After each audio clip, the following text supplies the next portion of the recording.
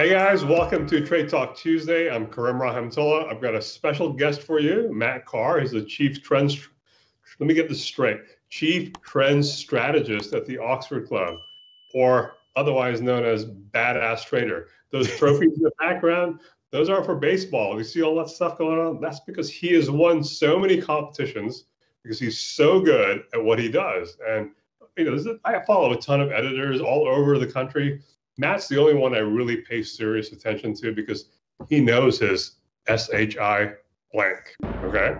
So, Matt, welcome. Great to have you on board. We're going to talk some pets today. You can tell by his t-shirt that Matt's the pet kind of guy. How's it going, Matt? It's going good. And thanks, Karim. Thanks for having me. I just want to say that Karim, him and I have been friends for a long time. He is also one of the only traders that I follow. I was actually pointing out one of the books that I have in the background there is Karim's book. So. Oh wow, check it out. Yeah. Also, Mutual Admiration Society. Let's put that to rest for now. Yeah. Let's get on to Chewy. Okay, so you like Chewy. I like Chewy. Brian, who just hit a massive game this morning on Snap, he likes Chewy as well, and we all like Chewy for pretty much the same reason. Chewy. We know it's a great company. I just want to get into one little story about Chewy that has been circulating. It's very true. Is they're very customer centric, very focused on their customers. I think that's what makes them a little bit different than these behemoths like Amazon and stuff like that. Because you can buy pet food anywhere, but I think Chewy is one of those companies that wants to form a relationship. Am I wrong? No, you're not wrong, and I think that's exactly right. I think Chewy, the reason why I've always loved the company is it is the one company that actually Amazon can't dominate. I am an avid Amazon user. I get the most out of my Prime membership every single year. I talk about how I buy stuff on whims all the time. That's how Amazon gets me. But Chewy, Amazon can't beat it. If I could buy all my pet supplies from Amazon, I would do it.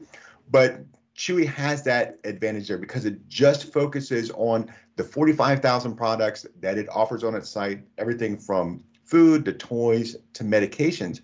But more importantly, there's a super key aspect of its business that I love and I love to see from e-commerce companies, and that's auto shipments.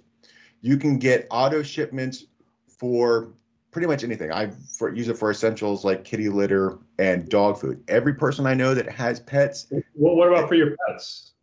Well, that's what. Yes. Okay. I thought you were. Ate a lot of dog food. I'm living on dog food.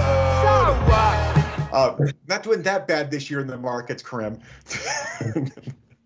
but those auto shipments are really, really key. And the more people that start using Chewy, it now has 19.8 million customers.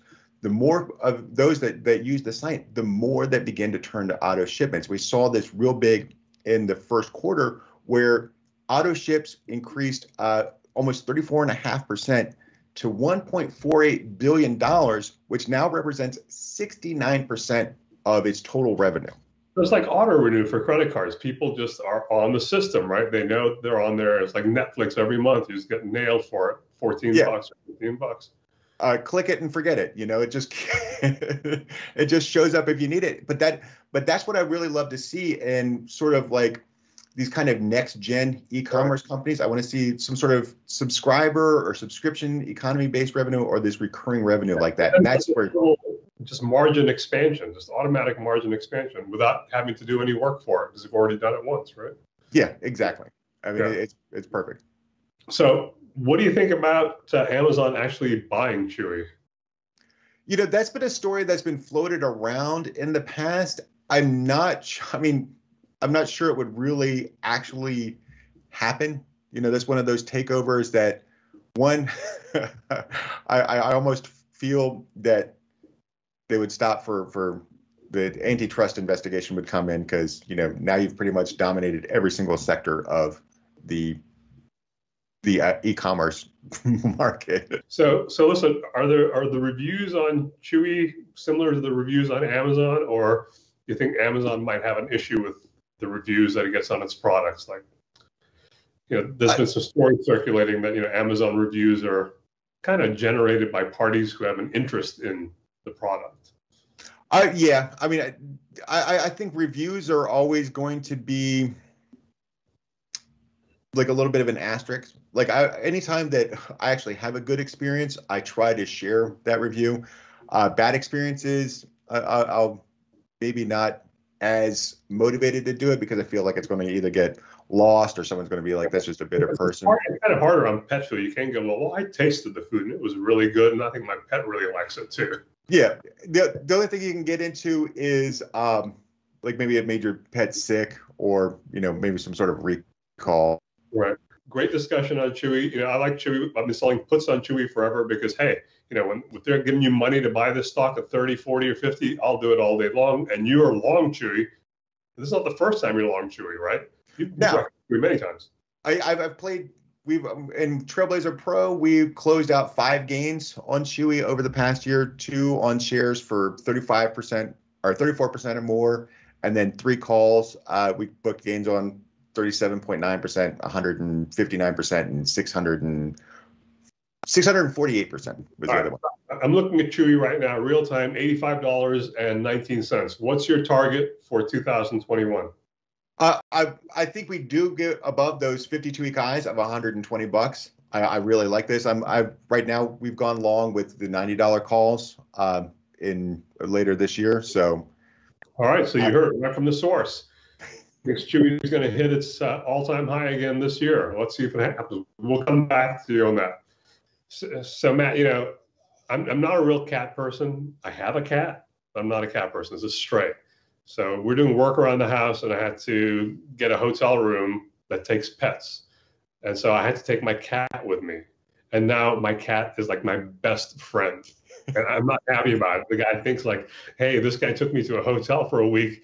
Let's get something going here. I'm like, no, it wasn't because of you. It was because of the house. What's your relationship with your cats? You just wooed it with a getaway. Now I'm an animal lover. I plan to retire, or my goal is when I retire to open a farm and a sanctuary. I have 4 cats. I have 4 cats, 2 dogs. I love them all. You're not opening a farm to like do something to the cats, right? No, I'm not milking the cats or selling cat meat or dog meat. I just want a sanctuary for. Like, I would have more animals, but my wife keeps stopping me. So. Oh, yeah. Your wife is a big fan of animals. In fact, that's what she studied, right? She's like a zoologist. Yeah. She was a lion and tiger keeper at the National Zoo. So she loves animals, but she's like, you've got to put the brakes on something. Oh, okay. She wants bigger cats. These guys are too little. So I'm Karim Rahimtullah for Trade Talk Tuesday. Before I go, I want to turn it over to Matt. Matt, how do people find out more information and follow you, because they want to make money too?